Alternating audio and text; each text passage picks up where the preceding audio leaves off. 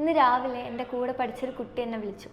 അവൾക്ക് ഇത്തവണത്തെ നീറ്റിൻ്റെ മാർക്ക് 654 നാലാമത്തെ തവണയാണ് റിപ്പീറ്റ് ചെയ്തത്. അപ്പം നീറ്റ് എക്സാം കഴിഞ്ഞ് ഇത്തവണ സെൻറ്ററിൽ നിന്ന് ഇറങ്ങി വരുന്ന സമയത്ത് ഭയങ്കര സന്തോഷമായിരുന്നു. ഏകദേശം സെൻറ്ററിൽ നിന്ന് എഴുതി കഴിഞ്ഞപ്പോൾ തന്നെ ഏകദേശം 650+ മാർക്സ് കിട്ടുമെന്ന് അവൾക്ക് തോന്നിയായിരുന്നു. അപ്പോൾ സ്കോറൊക്കെ കാൽക്കുലേറ്റ് ചെയ്തപ്പോൾ നല്ല മാർക്കുണ്ട്. പക്ഷേ പിന്നെ നമ്മുടെ റിസൾട്ടൊക്കെ വന്നപ്പം കട്ട് ഓഫ് മാർക്സ് ഒരു 655 656 റേഞ്ചിലാണെന്നൊക്കെ അറിഞ്ഞപ്പം ഭയങ്കര ഹാർട്ട് ബ്രോക്കൺ ആയിട്ടുള്ളൊരു അവസ്ഥയിലായിരുന്നു അവളുണ്ടായിരുന്നത്. അപ്പം അത് കഴിഞ്ഞിട്ടാണ് നീറ്റ് സ്കാമിനെ പറ്റി കേൾക്കുന്നത്. അപ്പം ബീഹാറിലൊക്കെ ഏതൊരു സ്റ്റുഡൻറ്റ് ഇങ്ങനെ എനിക്ക് തലേ ദിവസമേ ക്വസ്റ്റ്യൻ പേപ്പർ ലീക്കായിട്ടുണ്ട്, എനിക്ക് ക്വസ്റ്റ്യൻ പേപ്പർ കിട്ടിയിട്ടുണ്ട് എന്നുള്ള രീതിക്കൊക്കെ മൊഴിയൊക്കെ കൊടുത്തു. അപ്പം ഇങ്ങനെ നീറ്റ് സ്കാം റിലേറ്റഡ് ഓരോ കാര്യങ്ങൾ ഇങ്ങനെ കേട്ടുകൊണ്ടിരിക്കുന്ന സമയത്ത് ഇന്ന് അവൾ വിളിച്ചപ്പോൾ എൻ്റെ അടുത്ത് പറഞ്ഞൊരു കാര്യമുണ്ട്. എനിക്ക് ഇത്തവണ ഗവൺമെൻറ് MBBS സീറ്റ് കിട്ടിയിട്ടില്ലെങ്കിൽ ഞാൻ ഒരു വർഷം കൂടെ റിപ്പീറ്റ് ചെയ്താൽ എനിക്ക് എന്തായാലും കിട്ടുമെന്ന് എനിക്കറിയാം. എനിക്ക് എന്തായാലും നല്ല മാർക്കോടെ നല്ലൊരു ഗവൺമെൻറ് MBBS സീറ്റ് കിട്ടുമെന്നറിയാം. പക്ഷേ ഇനി ഞാൻ ഈ എക്സാം എഴുതില്ല, കാരണം അത്രമാത്രം എനിക്ക് NTA ഒരു വിശ്വാസം പോയി എന്ന് പറഞ്ഞിട്ട് അവൾ പറഞ്ഞപ്പോൾ എനിക്ക് ശരിക്കും ഭയങ്കര സങ്കടം തോന്നി. കാരണം അത്രയും പ്രതീക്ഷയോടെ അത്രയും കഷ്ടപ്പെട്ട് സ്ട്രഗിൾ എടുത്തിട്ട് എഴുതുന്ന ഒരു എക്സാം അറ്റ് ലാസ്റ്റ് കിട്ടും എന്ന് ഉറപ്പായിട്ട് കൂടെ ലാസ്റ്റ് കയ്യിൻ്റെ തുമ്പത്തുണ്ടായിട്ട് ലാസ്റ്റ് ഇങ്ങനെ എന്തൊക്കെയോ അട്ടിമറികളൊക്കെ നടന്ന് എന്തൊക്കെയോ സ്കാമൊക്കെ നടന്ന് അത് നമ്മുടെ കയ്യിൽ നിന്ന് പോവുക എന്ന് പറയുന്നത് അത്രയ്ക്കും ഹാർട്ട് ബ്രോക്കൺ ആവണ ഒരു അവസ്ഥയാണ്. അപ്പം നീറ്റ് സ്കാം 2024 റിലേറ്റഡ് വന്നിട്ടുള്ള ലേറ്റസ്റ്റ് ന്യൂസ് എന്ന് പറയുന്നത് നമ്മുടെ ഈ ഒരു സ്കാം റിലേറ്റഡ് കാര്യങ്ങൾ അന്വേഷിക്കാൻ വേണ്ടിയിട്ട് സെൻട്രൽ ഗവൺമെൻറ് CBIനെ ചുമതലപ്പെടുത്തി എന്നുള്ളതാണ്. വേറൊരു കാര്യം, സാമ്പത്തികമായിട്ട് എന്തെങ്കിലും ഇങ്ങനെ ദുരുപയോഗങ്ങൾ നടന്നിട്ടുണ്ടെങ്കിൽ അതും അന്വേഷിക്കാൻ വേണ്ടിയിട്ട് EDനെ, അതായത് എൻഫോഴ്സ്മെൻറ്റ് ഡയറക്ടറേറ്റിനെയും ചുമതലപ്പെടുത്തിയിട്ടുണ്ട്. വേറൊരു ഏറ്റവും ഇമ്പോർട്ടൻ്റ് ആയിട്ടുള്ളൊരു കാര്യം എന്ന് പറയുന്നത് നമ്മുടെ NTA ഡയറക്ടർ ജനറൽ എന്ന് പറയുന്നത് സുബോധ് കുമാർ സിംഗ് എന്ന് പറയുന്ന ഒരു സാറായിരുന്നു. അപ്പം ഈ NTA ഡയറക്ടർ ജനറലിനെ മാറ്റിയിട്ട് ഒരു ഫോമർ IAS ഓഫീസറായിട്ടുള്ള പ്രദീപ് സിംഗ് കരോള എന്ന് പറയുന്ന സാറിനെ ചുമതലപ്പെടുത്തിയിട്ടുണ്ട് എന്നുള്ള കാര്യമാണ്. അപ്പോൾ ഇതൊക്കെ എന്ന് പറയുന്നത് ഭയങ്കര സ്വാഗതാർഹമായൊരു കാര്യമാണ്.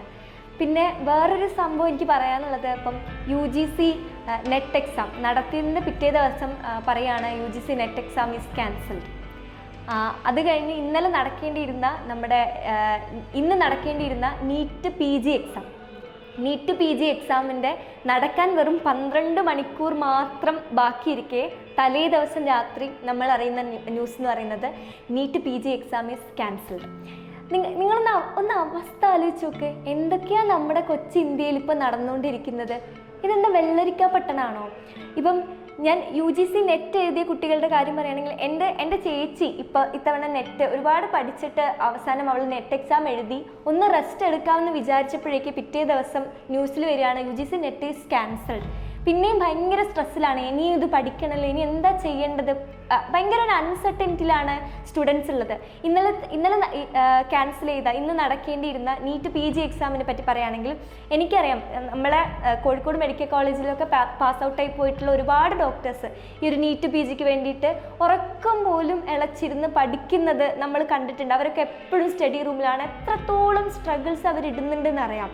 എന്നിട്ട് ലാസ്റ്റ് എക്സാമിൻ്റെ സിറ്റിയിലൊക്കെ ഇപ്പം ദൂരെയൊക്കെയാണ് കിട്ടുന്നുണ്ടെങ്കിൽ എത്രയോ പൈസയൊക്കെ കൊടുത്ത് അവിടെ പോയി റൂമൊക്കെ എടുത്ത് എല്ലാ പ്രിപ്പറേഷൻസും നടത്തി നാളെ ഇനി എക്സാം എഴുതുക മാത്രം എന്നുള്ളൊരു ആ ഒരു കടമ്പ കൂടെ കഴിഞ്ഞാൽ അവർ ഇത്രയും കാലം അവർ കഷ്ടപ്പെട്ടിരുന്ന ഇത് കഴിയുകയാണ്. പക്ഷേ അതിൻ്റെ തലേന്ന് പറയാണ് നീറ്റ് PG ഈസ് ക്യാൻസൽഡ്.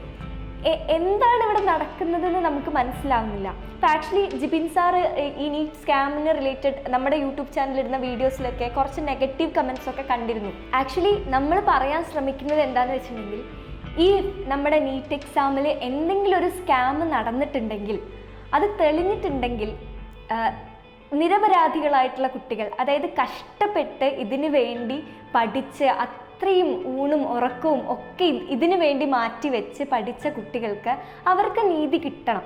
ഞാൻ നേരത്തെ പറഞ്ഞല്ലോ, എൻ്റെ ഒരു ഫ്രണ്ട് 653 റേഞ്ചിലൊക്കെ മാർക്ക് കിട്ടിയിട്ടും ഇത്തവണ ഒരു ഗവൺമെൻറ് MBBS സീറ്റ് കിട്ടാണ്ടായി പോയിട്ടുണ്ടെങ്കിൽ അതിൻ്റെ ഒരു റീസൺ ഈ നീറ്റ് സ്കാം എന്ന് പറയുന്ന ഒരു സംഭവം നടന്നിട്ടുണ്ടെങ്കിൽ അത് തന്നെയായിരിക്കും ഒരു റീസൺ. നമുക്കറിയില്ല എത്രത്തോളം കുട്ടികളാണ് ഇങ്ങനെ പൈസ ഉള്ളത് കാരണം ഈ പണം കൊണ്ട് ഇങ്ങനെ വിദ്യാഭ്യാസം പോലും കച്ചവടമാക്കി എടുക്കുന്ന ഈ ഒരു കാലത്ത് എത്രത്തോളം ആൾക്കാർ അങ്ങനെ കയറി പോകുന്നുണ്ടെന്ന് നമുക്ക് അറിയുന്നില്ല. അപ്പോൾ ഈ എന്തെങ്കിലും നീറ്റ് സ്കാം എന്നുള്ള രീതിക്ക് എന്തെങ്കിലും നടന്നിട്ടുണ്ടെന്ന് പ്രൂവൺ ആണെങ്കിൽ നമ്മുടെ മുന്നിൽ റീനീറ്റ് എന്നല്ലാണ്ട് വേറൊരു ഓപ്ഷൻ ഇല്ല. കാരണം ഇത്തവണ നീറ്റൊക്കെ കിട്ടി നല്ല മാർക്കൊക്കെ കിട്ടിയ ഒരു 660+ മാർക്സ് ഒക്കെ കിട്ടിയ കുട്ടികൾക്ക് എതിരെ പറയുന്നൊന്നുമല്ല നമ്മൾ. എനിക്കറിയാം എല്ലാം കഷ്ടപ്പെട്ട് പഠിച്ച് അത്രയും മാർക്ക് കിട്ടി ലാസ്റ്റ് പിന്നെയും ഒരു എക്സാം എന്ന് പറയുമ്പം ആർക്കും അത് ആക്സെപ്റ്റ് ചെയ്യാൻ പറ്റുന്ന കാര്യമല്ല. പക്ഷേ മേ ബി നിങ്ങളുടെ ഇത്തവണ നമുക്കറിയാം ഇപ്പം ഒരു 660 മാർക്സ് കഴിഞ്ഞ വർഷം ഉണ്ടായിരുന്ന റാങ്കിനേക്കാളും എത്രയോ താണിട്ടുള്ളൊരു റാങ്കാണ് ഇത്തവണ വന്നിട്ടുള്ളത്. അപ്പോൾ അതിൻ്റെ ഒരു റീസൺ എന്ന് തന്നെ പറയുന്നത് ചിലപ്പം ഈ ഒരു നീറ്റ് സ്കാം ആയിരിക്കും. എത്ര പേർക്ക് ഇങ്ങനെ ക്വസ്റ്റ്യൻ പേപ്പർ ലീക്കായിട്ട് കിട്ടിയിട്ടുണ്ട് അല്ലെങ്കിൽ അങ്ങനെ എന്തൊക്കെ നടന്നിട്ടുണ്ടെന്ന് നമുക്കറിയില്ല. അപ്പം അതിന് നല്ല രീതിക്കുള്ള ഒരു അന്വേഷണം നടക്കണം. അപ്പം ഇപ്പം നമ്മുടെ സെൻട്രൽ ഗവൺമെൻറ് എടുത്തിട്ടുള്ള ഈ ഒരു തീരുമാനം എന്തുകൊണ്ടും സ്വാഗതാർഹമാണ്. കാരണം എന്തെങ്കിലും സ്കാം നടന്നിട്ടുണ്ടെങ്കിൽ അത് കണ്ടെത്താൻ വേണ്ടിയിട്ട് CBIനെയും EDനെയും ഒക്കെ ചുമതലപ്പെടുത്തുകയും അതുപോലെ തന്നെ NTA ഡയറക്ടർ ജനറലിനെ മാറ്റുകയൊക്കെ ചെയ്തത് തികച്ചും സ്വാഗതാർഹമായിട്ടുള്ള കാര്യമാണ്. അപ്പോൾ എനിക്ക് നിങ്ങളുടെ അടുത്ത് പറയാനുള്ളത്, ഈ റീനീറ്റ് നടക്കുകയാണെങ്കിൽ നമ്മൾ എന്തായാലും പഠിച്ചേ മതിയാവുള്ളൂ. നമുക്ക് പറയാനും പറ്റുന്നില്ല ഇപ്പോൾ റീനീറ്റ് നടക്കുമോ ഇല്ലയോ എന്നൊന്നും പറയാൻ പറ്റുന്നില്ല. ഒരു അൺസർട്ടൻ ആയിട്ടുള്ളൊരു പീരീഡിലൂടെയാണ് ഇപ്പോൾ നമ്മൾ പോകുന്നത്. ഇപ്പോൾ July 8th ഒരു ഹിയറിംഗ് കൂടെ ഉണ്ട്. അപ്പം മേ ബി ആ ഒരു എന്തായിരിക്കും സംഭവിക്കുക നമുക്ക് ക്ലിയർ ആയിട്ട് മനസ്സിലാവുമായിരിക്കും. നമ്മുടെ കേന്ദ്ര വിദ്യാഭ്യാസ മന്ത്രി പറഞ്ഞിട്ടുള്ളത് നീറ്റ് എക്സാം ഇനി ക്യാൻസൽ ചെയ്യില്ല എന്നാണ്. പക്ഷേ ഇനി സുപ്രീം കോർട്ടിൽ ഈ ഒരു കേസ് നടക്കുന്നിടത്തോളം നമുക്ക് പറയാൻ പറ്റില്ല എന്താണ് അടുത്ത സംഭവിക്കാൻ പോകുന്നതെന്ന്. അപ്പം ആകെ നിങ്ങളുടെ അടുത്ത് പറയാനുള്ളൊരു കാര്യം, കരുതിയിരിക്കുക എന്ന് ഉദ്ദേശിക്കുന്നത് ഇപ്പോഴേ കുറച്ചൊക്കെ ചാപ്റ്റേഴ്സൊക്കെ വായിച്ച് തുടങ്ങുക. റീനീറ്റ് നടക്കുന്നുള്ള രീതിക്ക് തന്നെ ഒന്ന് പ്രിപ്പറേഷൻസ് ഒക്കെ തുടങ്ങുക. അഥവാ റീനീറ്റ് നടന്നില്ലെങ്കിൽ നിങ്ങൾക്ക് പോകുന്നത് നിങ്ങൾ അടിച്ചു പൊളിച്ച് എൻജോയ് ചെയ്യാൻ വെച്ചിരുന്ന ഒരു 10-15 ദിവസങ്ങളാണ്. July 8th ആകുമ്പോഴേക്കും നമുക്ക് മനസ്സിലാവും എന്താ നടക്കുന്നത്. അപ്പോൾ ഒരു 10-15 ദിവസം കൂടുതൽ നിങ്ങൾ എത്രയോ 1 വർഷം 2 വർഷമൊക്കെ ഇരുന്ന് പഠിച്ചിട്ടായിരിക്കും ഈ ഒരു നല്ല മാർക്കിൽ എത്തിയിട്ടുണ്ടാവും. ഒരു 15 ദിവസം കൂടെ എക്സ്ട്രാ ഒന്ന് പഠിക്കാനാണ് പറയുന്നത്. അത് ഭയങ്കര ബുദ്ധിമുട്ടാണെന്നറിയാം. പക്ഷേ ഒന്ന് ട്രൈ ചെയ്ത് നോക്കുക. ഈ റീനീറ്റ് നടക്കുകയാണെങ്കിൽ നമ്മളിപ്പം സ്കോർ ചെയ്ത മാർക്കിനേക്കാളും ഒരിക്കലും കുറയാൻ പാടില്ല, അത് കൂടെ തന്നെ വേണം. അത് വിചാരിച്ചിട്ടാണ് പറയുന്നത്. അപ്പം എന്തായാലും നല്ല രീതിക്കുള്ള പോസിറ്റീവായിട്ടുള്ള കാര്യങ്ങൾ നടക്കട്ടെ. അങ്ങനെ എന്തെങ്കിലും സ്കാം നടന്നിട്ടുണ്ടെങ്കിൽ അത് എത്രയും പെട്ടെന്ന് തന്നെ പിടിക്കപ്പെട്ട് നമുക്ക് എല്ലാ കുട്ടികൾക്കും പോസിറ്റീവായിട്ട് വരുന്ന ഒരു ഡിസിഷനിൽ നമ്മുടെ സെൻട്രൽ ഗവൺമെൻറ്റും സുപ്രീം കോർട്ടൊക്കെ എത്തട്ടെ എന്നാണ് എനിക്ക് പറയാനുള്ളത്.